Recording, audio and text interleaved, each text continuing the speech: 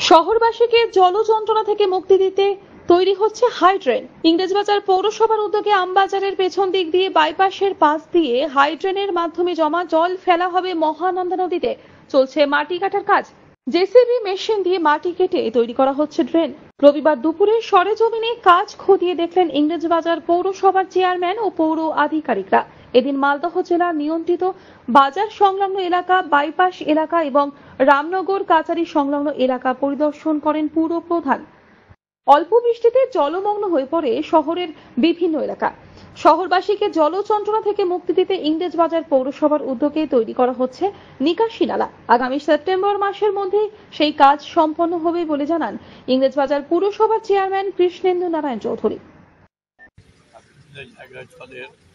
Water logging হচ্ছে, তো সেটার আমরা একটা চ্যানেল করেছি, সেটা দেখতে এসেছিলাম কাজটা কত দূরে যাচ্ছে।